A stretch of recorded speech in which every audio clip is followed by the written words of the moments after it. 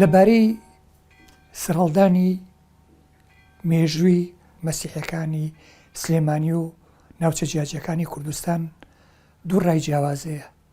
ڕای یەکەمیان دەڵێن مەسیحەکان دەگەڕێتەوە بۆ سەردەمی ئاشووریەکان و ئیمپراتۆریەتی ئاشووری. ڕای دووەمیان دەڵێ مەسیحەکان لە عینکاوە، هەرموتە، هێران، نازەنین، شەقڵاوە، کۆیە، دیانە، دۆک، زاخۆ، کەرکووک، سلێمانی ژیاون.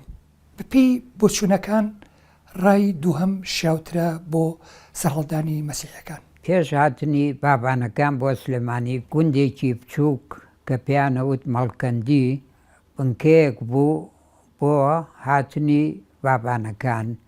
پێش ئەوە لەو گەڕەکە لەو گوندە ماڵێکی مەسیحیان تیا بووە. بابانەکان کە هاتن بۆ سلێمانی چەند خێزانێکی مەسیحی تیا بووە لەگەڵیانە. 14 خێزانی مەسیحی کلدانی لەگەڵ 5 خێزانی مەسیحی ئەرمەنی هاتن لەگەڵیانە بۆ سلێمانی.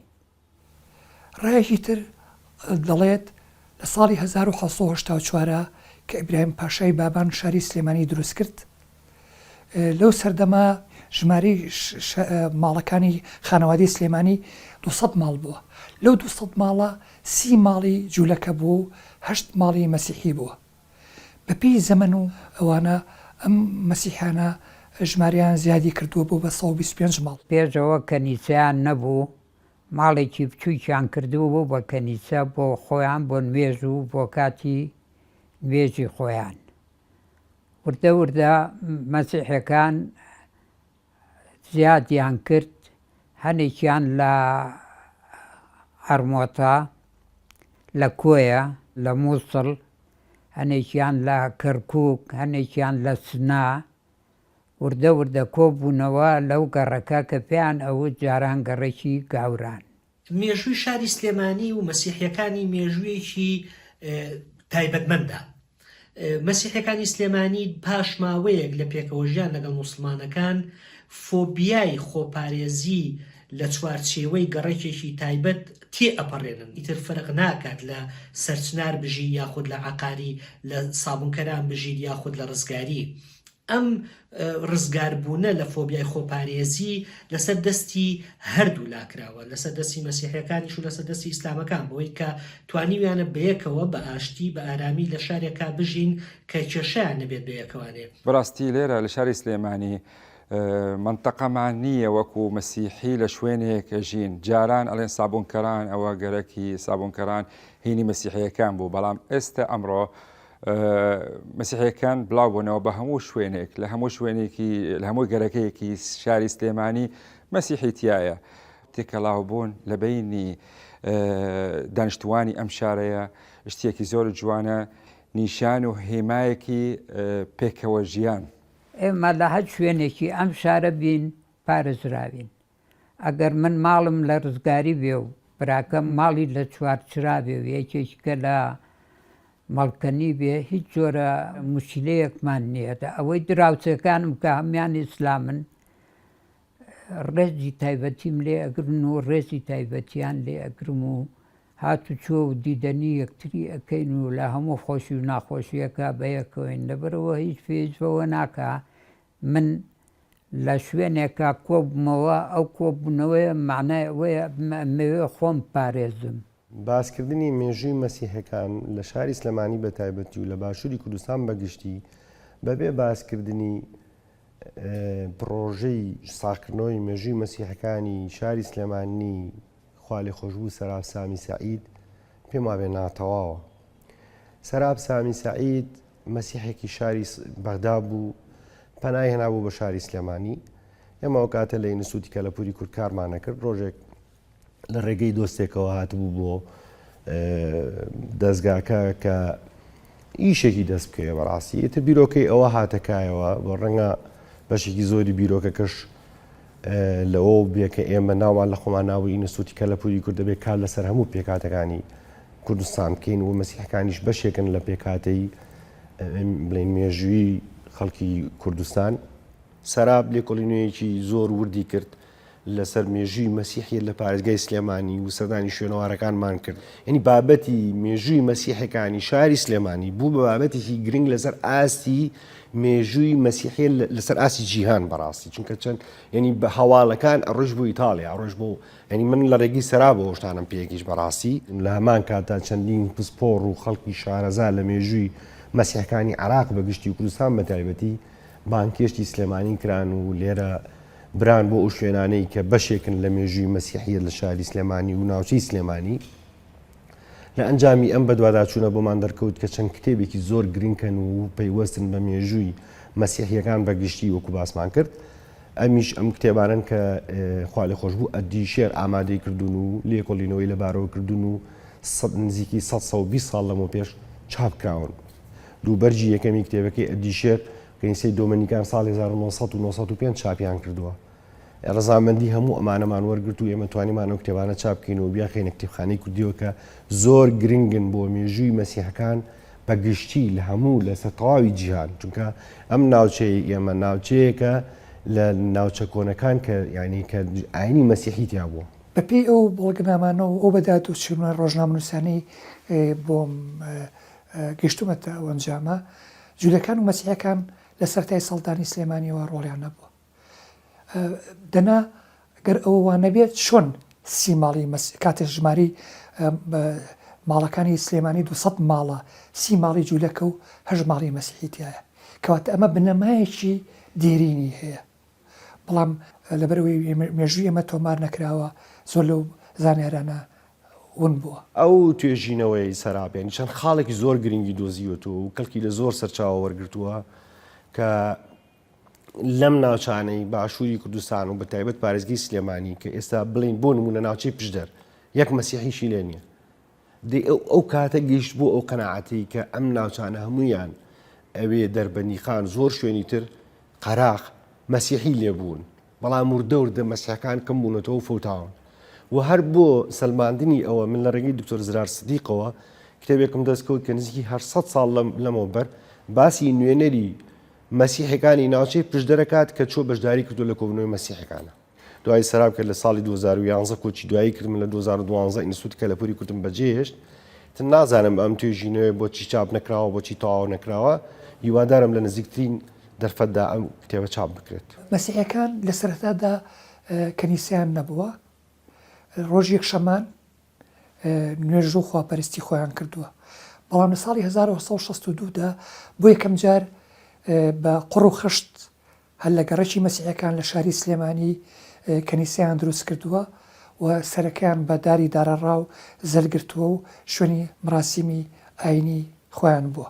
ئەم کەنیسەی کە ئێستا لە سامکەرانە پێڵێن کەنیسەی مەرێم العەذرا لە ساڵی 1962 لەلایەن چەند خێرخوازێکەوە هی مەسیحی بە تایبەت لەلایەن بازرگانێکی دەوڵەمەند کە ناوی شەمازێلدا بوو لە ئەسڵا خەڵکی سنە بوو ئەم کەنیسەی بیناکرد لێرە تا ئێستا ماوە و نۆژەنگ کراوە چەند جار و ئێستاش هەر کەنیسەیە و نوێژیشی تیا ئەکرێ و وەکو خۆی ماوە.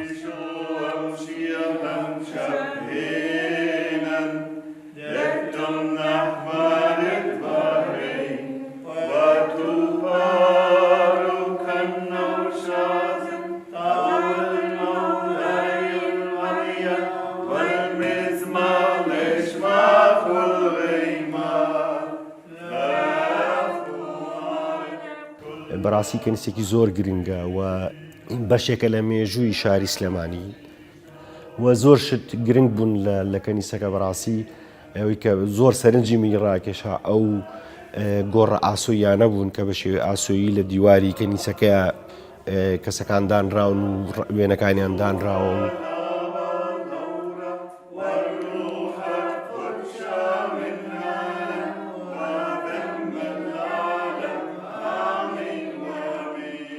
مەسیحەکان لە سلێمانیدا دوو گۆڕستانیان نەبووە.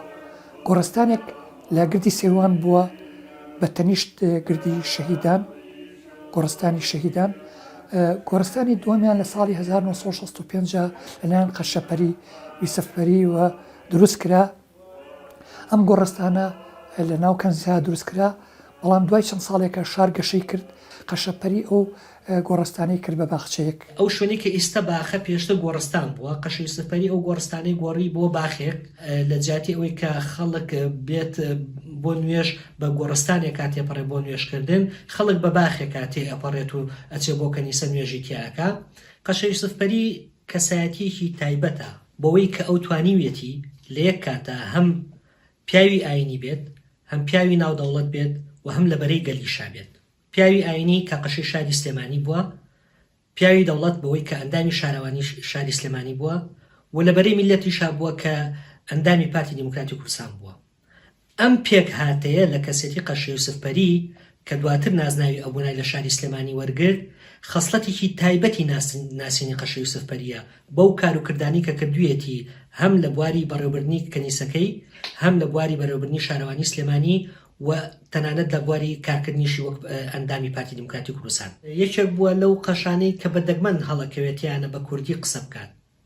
کوردی قسەکردن لە ناو کەنیسەی سلێمانی ئێستا بووەتە نەریتێک، نەریتێک قەشە یوسفپەری هێناوێتی کە توانیوێتی کە زمانی کوردی لە ناو عامی مەسیحیەکانە بتوانن بە ئاسانی و بە تەواوەتی قسەی پێ بکەن. لە ئاست کوردبوونە هەمیشە قەشە یوسفپەری ئەبوونا ئەوەی دووپات کردوتوانێت کە کوردبوون پێش مەسیحی بوونە. بە مانایەکی تر هیچ کات مەسیحی بوون ڕێگری لەوە ناکات کە تۆ کوردبی، هەروەک چۆن ئیسلام بوون ڕێگری لەوە ناکات کە تۆ کوردبی. ئەم چەمکە چەمکێکی زۆر گرنگ و جێی بایەخە کە تۆ بتوانیت بە کوردی قسە بکەی لە ناو کەنیسەی سلێمانی و بیشی کەیتە نەریتێک کە هەموو خەڵکی شاری سلێمانی مەسیحەکانی بە کوردی قسە بکەن. ئێمە مانان ئەگەر خۆمان باسیەوە نەکەین کە مەسیحین کەس لەوە بە ئاگا نابێت کە ئێمە مەسیحین، چکە بە کوردیەکی پارا و گۆشت دراوین و بە کوردیەکی پاراویش قسە ئەکەین.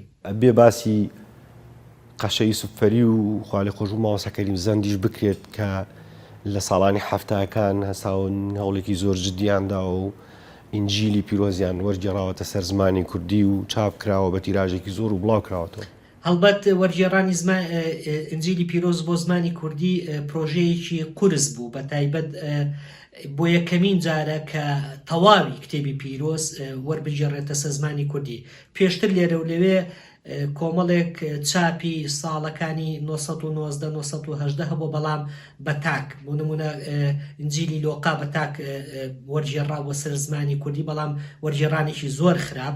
یعنی لە سەرەتای سەدەی 20ەوە چەند هەوڵێکی تریان داوە بۆ وەرگێڕانی ئینجیل، چەند ئینجیلێکی پشکۆلیان وەرگێڕاوەتە سەر زمانی کوردی و هاتوون لە ناوچەکانی کوردستانە بڵاویان کردوتەوە، بەڵام هیچیان بەقی ئەو ئینجیلە گرنگ نەبوون کە مامەسا کەریم زەند و قەشە یوسفپەری لەو سەردەمەیە. بەڕاستی ئەمە هەنگاوێکی زۆر گرنگە لە مێژووی ئەدەبیاتی کوردی و لە مێژووی ئاینی مەسیحی لەسەر ئاسی جیهانە. بەڕاستی ئەبوونا کە مامجەلال داوای لێکرد کە ببێ بە نوێنەری ڤاتیکان، پێیگوت ئەگەر ئەمە بەخشین ئەمە پێویستیم بەو بەخشینە نییە، و ئەگەر ئەمە ئەرکە پێم ئەسپێرێ پێویستە ئەمەرکە هەموو کورد پێم بسپێرێ. بە مانایەکی تر تاقە نوێنەری هەرێم بووە لە کاتی شەڕی ناوخۆ کە نوێنەری هیچ حیزبولایەنێک نەبووە، نوێنەری کورد بووە لە ڤاتیکان. نوێنەرایەتی کورد لە ڤاتیکان خاڵێکی زۆر گرنگ بوو، چونکە لە پاش ئەوە لە ساڵی 98 و 99 حکومەتی بەعز هەوڵێکی زۆری ئەوەیدا کە قەداسەتی پاپ سەردانی عێراق بکات. سەردانیکردنی قەداسەتی پاپ بۆ عێراق و دامپێنانێکی زمنی بوو بەوەی کە حکومەتی عێراقی حکومەتێکی باشە و حکومەتێکی دیکتاتۆر نییە. بۆیە هیچ لەو کارانەی کە هەمیشە جێشانازێ بۆ ئەبوونا ئەو بووە کە بە چەندین راپۆرت بە چەندین نووسرا و ڤاتیکانی ئاگادار کردوتەوانێت کە چەند هەڵەیەکی گەورەیە کەسێکی مەزنی وەکو قەداسەتی پاپ سەردانی عێراق بکات لە هەلومەرجێکە کە تیایدا کوردی تیا چاوسێنراوەتەوانێت. بۆیە هەوڵەکانی ئەبوونا لە ڤاتیکان ئەوەی لێکەوتەوانێت کە تارق عەزیز بە ڕاشکاوانە بە ئەبوونایوت کە غەدرێکی گەورە و کردکەنوێ قەداسەتی پاپ سەردانی عێراق بکات. ئەبووناش پێیوت ئەبوایە بەسەر گۆڕەکانی ئەنفال و بەسەر کیمیابەرانی هەڵەبجا تێپەڕێت، ئینجا بچێ بۆ شاری ئور و بۆ شارە دێرینەکانی تری عێراقا. بەداخەوە ساڵی 2003 لە مانگی 12 قەشە یوسفپەری بەهۆی نەخۆشی شێرپەنجەوە گیان لەدەسەدا. تەنها وەسەتی ئەوە بوو کە بە ئاڵای کوردستانەوە لە کەنیسەی سلێمانی بنیژە لەو کەنیسەی کە خزمەتی تیادا کردووە، لەو کەنیسەی کە هەموو هێز و توانای خۆی پێبەخشیوە. ئەمە یەکێک بووە لەو پەیامانەی کە بۆ هەموو مەسیحەکانی تریش نێراوە، بۆ هەموو قەشەکانی تریش نێراوە کە ئەگەر بتانەوێت خزمەت بکەن لە کوردستانە پێویستە بە کوردی قسە بکەن، پێویستە کورد بن. چەند کەسایەتیەکی مەسیحی دروست بوو لەم شارە توانیان کەوە ڕێزی ئیسلامەکان بۆ مەسیحیەکان زیاد بکات. لە زۆربەی جونگەکانی ژیانی شاری سلێمانی مەسیحەیەکی هەڵکەوتووتیا ئەبینێت. لە دەوڵەتداریە کەریمی عەلەکە ئەبینێت، لە مۆسیقا و لە مۆسیقژەنینە ویلیەم یۆحەنا ئەبینێت، لە تەندروستیە سستەر خاتون ئەبینێت، لە دادگایە یەکەمین دادوەری ئافرەت خاتوبەیان عیسا ئەبینێت. یەکێ لە کەسایەتی دیارەکانی مەسیح کەریمی عەلەکەیە. کەریم عەلەکە ناوی عەبدولکەریمە، کوڕی ئەلیاسە. بەکردۆ هەڵوێستەکانی بوو بە خۆشەویستی و خەڵکی شاری سلێمانی و ڕێزی تایبەتیان لێگرتووە. پیاوێکی بازرگان بوو، بەتوانا بوو، دەوڵەمەند بوو، قەت بیری لەوە نەکردوێتەوە کە ئەمە ئیسلامە و ئەمە مەسیحیە. بیری لەوە کردوێتەوە چۆن فەقیر و هەژار ڕزگار بکات. لە سەرەتای سەرهەڵدانی جەنگی جیهانی یەکەمە زانوێتی جەنگ برسێتی قات و قڕی ماڵوێرانی ئەگرێتە خۆی، لەبەرەوە گەنم و دانیوەڵەیەکی زۆری کڕیوە و لە ئەماری تایبەتیە پاراستویتی. داینابووە ڕۆژی تنگانە. ڕۆژی تنگانەکەش ئەوە بوو کەوە ئەم میلەتە ڕزگارکە لە برسێتی و لە مردن. ئێواران گەنمەکەی ئەنارد بۆ ئاش ئەیهاڕی، بەیانی زوو ئەیکرد بە نان و دابەشی ئەکرد بەسەر هەژار و فەقیرانە. دۆستێکی دێرینی شێخ مەحموود نەمر بوو لە دەی 1922 کە حکوومەتی شێخ مەحموود دامەزرا، حکوومەتی کوردستان. شێخی نەمر کەریمی عەلەکەی کرد بە وەزیری دارایی، کردێ جێی متمانەی خۆی. و کەریمی عەلەکە خاوەنی کارێزی حاجی عەباس بووە. ئەم کارێزی بەخشیەوە بە مزگەوتی حاجی ئەمین و مزگەوتی تەچەڕوتە و مزگەوتی هەبازاغا و مزگەوتی شێخ مەحەمەدی بەرزنجی. کارێزی موڵکی خۆی بوو. لەو کارێزە بە گونج ئاوی ڕاکێشاوە بۆ ئەو چوار مزگەوتەیدا ئەم دەوروبەرەی تەنها بیری لەوە کردوێتەوە چی پێویستە بکرێ کردوێتی. ئەو خۆی خاوەنی ئاینی مەسیحی بووە کەچی مڵک و ماڵەکەی بەخشێ بە مزگەوت کە بەهای پیرۆزی مسلمانە. کەریمی عەلەکە لە ساڵی 1948 لە بەغا کۆچی دوایی یەکات. زۆر بارزرگان، زۆر ناوی دۆڵەمەند هەیە، بەڵام لەگەڵ ئەو ڕۆژی کە ئەمرێ خۆشی و مڵک و ماڵەکەی و ناوەکەشی ئەمرێت، بەڵام کەریمی عەلەکە نامرێ. ئەمەیە نیشانەی بەهای جوانی مرۆڤ کە دۆڵەمەندێکی نەرجسی نەبێ تەنیا بۆ بەرژەوەندێت تایبەتیەکانی خۆی بژی. ناکرێت کە باسی مێژووی شاری سلێمانی بە تایبەتی هوەری مۆسیقا بکرێت و ناوی هونەرمەندە مەسیحیەکان نەهێنرێت. لەوانەی کە من لە یادمە چەند کەسایەتیەک و چەند هونەرمەندێکن کە ڕاستەوخۆ کاریگەریان بووە. یەکێک لەوانەی کە دەست پێ بکەم مامۆستا ویلیەم یۆحەنا بوو. مامۆسای ئێمەش بوو لە سەرەتای ئەلفوبێی مۆسیقا ئەو فێری کردوین، ئەو ڕابەرمان بووە، ئەو هاندەرمان بووە، ئەو نۆتی مۆسیقای فێرکردین. دوای ئەو کاک فەرەنسیس داود ئەوە هەر هاوڕێی خۆم بوو لە ناوەندیەوە تقریبەن تا ئێستا بە بەردەوامی پێکەوەین و زۆر جار من وەکو ژەنیارێکی کەمان چوومەتە کەنیسەکەیانەوە و لەوێ لەگەڵ تەراتیلی مەسیحیەکانە کە کراوە منیش کەمانم لیاوە لەگەڵیانە. بێگومان مامۆستا ویلیەم سەردەمانێکی زۆر مامۆسای نەشید بووە، واتە نەشیدی بە مناڵان فێرە کرد. بێچەرە و سرودانەی کە زۆر خۆشەویست و حەزیەکەم و کاتێ بڵێتەوە خوایە وەتەن ئاواکەی چەند دڵگیر و شیرینە. ئەوەی ئەوتەوە بە مناڵان زۆری پێخۆش بوو. زۆر جار سوالیان لێکرا تا کاگەلبێرتیش باسی کردووە. داوای کردووە مەسەڵەن بۆ ناچی بۆ خارج و بۆ لە وڵاتە ئەوروپیانە بژیت و لەوانەیە لەوێ هەر زۆر ئاسانکاریشی بۆ بکەن تۆ بە تایبەتی دیانەتیش مەسیحیە ئەو توبیم چۆنم شارە بەجێ بێڵم چۆن خوایەوە تەن ئاواکەی بەجێ بێڵم کە خۆم چەند ساڵە مناڵ فێری ئەوواکەم زوربەی شعری شاعیرەکانی کردبوو بە ئاواز بە ئاواز و بە جوانی لەوانەیە شێرکۆبێ کەسە شعری ئەوی زۆر کردو بە ئاواز و زۆری خۆشەوی شێرکۆبێ کەسی زۆر خۆشەویست و وابزانم لە شعرێکیشە باسی ئەو کۆردیۆنەکەی و باسی هوەری مۆسیقا و گۆرانی ویلیەم یوحەناکە کە هوەرمەندێکە کێ هەیە نەیناسێ ڕۆژێک عاشق میوانی هات میوان هاتە ناو باڵقۆن و ئۆکۆردیۆنیە بەسنگەوە میوانێکی زۆر بۆن خۆش بوو بۆنی گردنی مریەم و بۆنی خاچەکەی مەسیح و بۆنی مۆردی ماری کەریمی ئەلەکە و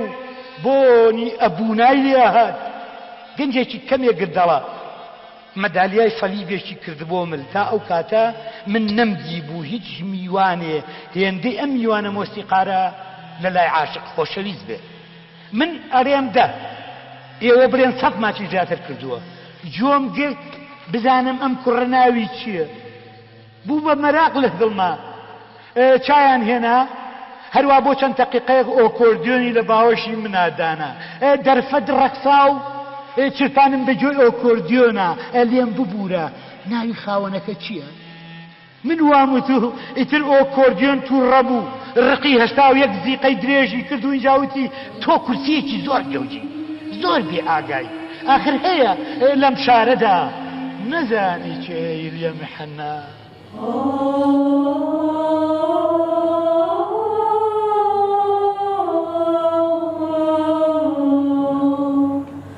ئێمە حتى ئێستا